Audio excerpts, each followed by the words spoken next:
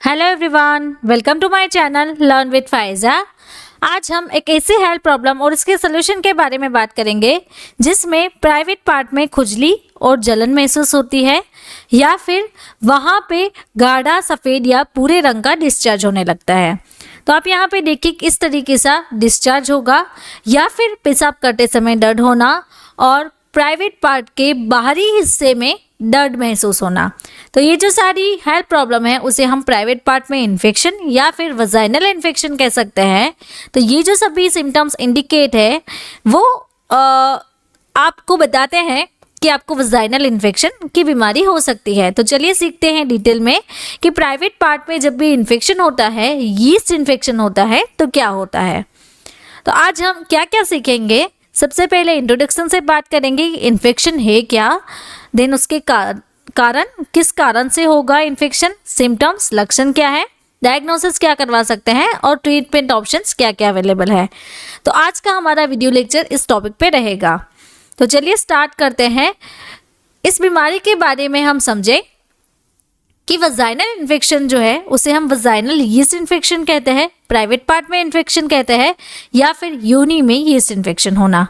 तो vaginal infection का मतलब ये होता है कि प्राइवेट पार्ट में सूजन हो जाना बिकॉज ऑफ इन्फेक्शन और वहाँ पे इचिंग आना, रेडनेस और सोरनेस जैसा फील होना। तो ये जो कारण है, ये जो इन्फेक्शन है वो बैक्टीरियल इन्फेक्शन के कारण हो सकता है, फंगल इन्फेक्शन के कारण हो सकता है। तो आप यहाँ पे देखिए कि यहाँ पे प्राइवेट पार्ट पे दाने और फुंसी जैसे हो गए हैं। तो प्राइवेट पार्ट में संक्रमण का मतलब ये है कि वहाँ पे सूजन, खुजली, खराश और लालिमा रहना। तो यहाँ पे रेडनेस भी है पूरी तरीके से, या फिर वहाँ पे आसपास पलने वाले बैक्टीरिया, कवक, परजीवी या वायरस के कारण हो सकता है, जैसे कि bacterial infection, fungal infection, sometimes STD यानी कि सेक्सुअल ट्रांसमिटेड डिजीज के कारण भी हो सकता है। तो आप समझे इस बीमारी के कारण क्या है। तो सबसे पहला जो कारण है वो है बैक्टीरिया। तो बैक्टीरिया के कारण आपको बैक्टीरियल वेजिनोसिस हो सकता है, फंगल इन्फेक्शन के कारण कैंडिडा इन्फेक्शन और यीस्ट इन्फेक्शन हो सकता है वहाँ पे, पैरासाइटिक से ट्राइकोमोनास वजाइनालिस और HSV हर्पिस सिम्प्लेक्स वायरस। तो ये जो कारण है उसके कारण हो सकता है। और मैं आपको बताऊं तो यहाँ पे आप देखिए ह्यूमन पेपिलोमा वायरस HPV, उसके बाद पुअर हाइजीन, अगर आपकी हाइजीन प्रॉपर नहीं है, पब्लिक टॉयलेट यूज़ कर रहे हैं, प्रीवियस हिस्ट्री रही है आपकी, जैसे कि आपको बार बार यूरिनरी ट्रैक इन्फेक्शन होता है, और मोनिलियल वजाइनाइटिस। तो मोनिलियल वजाइनाइटिस में क्या होता है, कैंडिडा अल्बिकन्स नाम की एक यीस्ट होती है, फंगल इन्फेक्शन होता है। ये जो फंगस है उसके कारण ये इन्फेक्शन आपको हो सकता है। अब हम समझे कि इस बीमारी के लक्षण क्या है। जैसे कि प्राइवेट पार्ट में से वाइट, ग्रीन या फिर येलो कलर का डिस्चार्ज होना और वहाँ से फिसिस स्मेल आना, रेडनेस और इचिंग रहना, और उसके बाद प्राइवेट पार्ट के इनर साइड इन्फ्लेमेशन यानी कि सूजन आ जाना, पेन रहना, पेनफुल यूरिनेशन, लोअर एब्डोमेन में पेन रहना, वजाइना के आसपास आपको बर्निंग जैसा फील होना, पेल्विक एरिया में पेन होना, बॉडी में वीकनेस रहना, फटीग थकान रहना, नोजिया और वॉमिटिंग। तो ये जो सारे लक्षण हैं वो इंडिकेट करते हैं कि आपको वजाइनल इन्फेक्शन की बीमारी हो सकती है। ना वीडियो के बीच में मैं आपको बताना चाहती हूँ, अगर आपको हमारी बुक चाहिए और एक्सपर्ट कंसल्टेशन चाहिए तो उसके लिए आप मुझे इस व्हाट्सएप नंबर के थ्रू कांटेक्ट करके अपनी बीमारी का हल ले सकते हो। तो हमारा एक कोर्स भी है डिजीज़ एंड ट्रीटमेंट के बारे में। तो उसके लिए आप हमारा जो मेडिकल तो उसके लिए आप हमारी जो फार्मारॉक्स ऐप है उसके थ्रू आप हमारी जो कोर्सेज हैं वो एक्सेस कर सकते हो। अब डायग्नोसिस के बारे में सीखें। सबसे पहले फिजिकल एग्जामिनेशन होगा, उसके बाद medical history, swab test. Swab test में आप यहाँ पे देखेंगे, यहाँ पे पूरा जो प्राइवेट पार्ट का एरिया है वहाँ पे कॉटन स्वैब से सैंपल लेके एग्जामिन करते हैं। उसके बाद blood test and urine test. तो ये जो सारे डायग्नोसिस है उससे पता चल सकता है कि वजाइनल इन्फेक्शन की बीमारी है।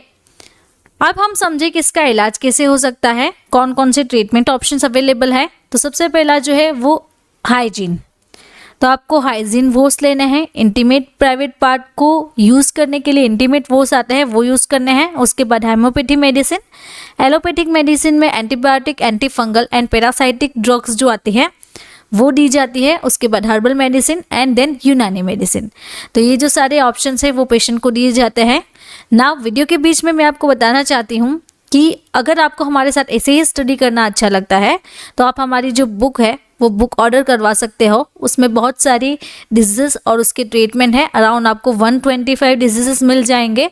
तो उसके लिए अगर आपको हमारे साथ स्टडी करनी है तो आप हमारी बुक जो है वो परचेस कर सकते हो।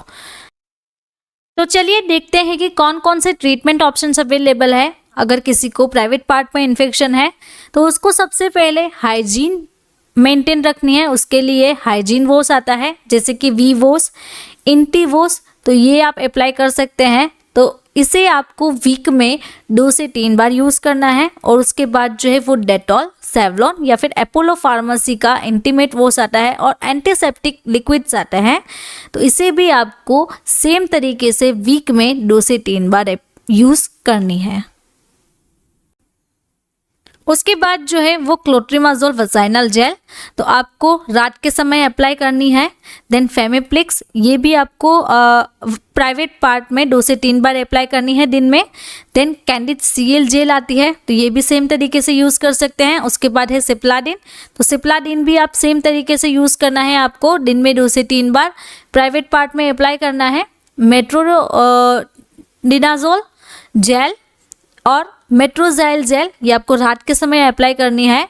अब टैबलेट में बात करें तो ऑफ्लॉक्सासिन और ऑर्निडाजोल जो टैबलेट है उसका जो डोज रहेगा 1 टैबलेट दिन में 1 बार या फिर 2 बार।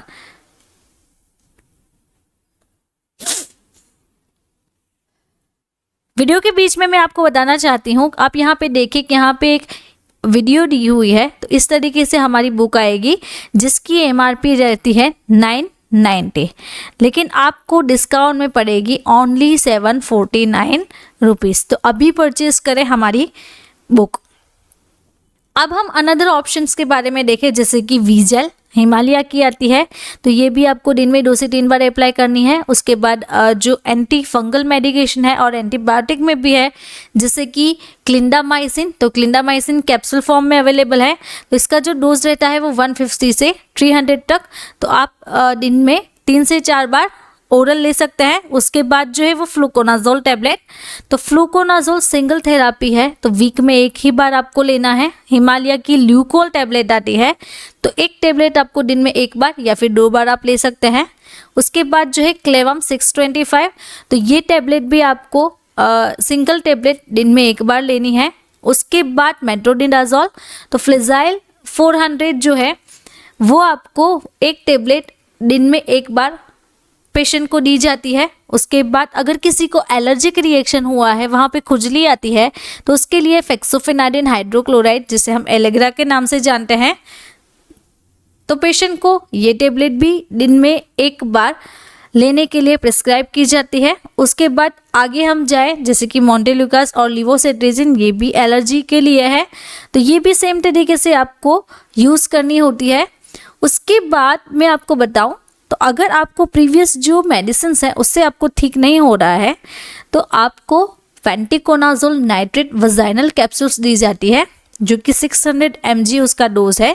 तो ये सिंगल कैप्सूल है, तो ये आपको रात के समय 1 ही जो कैप्सूल है वो प्राइवेट पार्ट में इंसर्ट करनी है।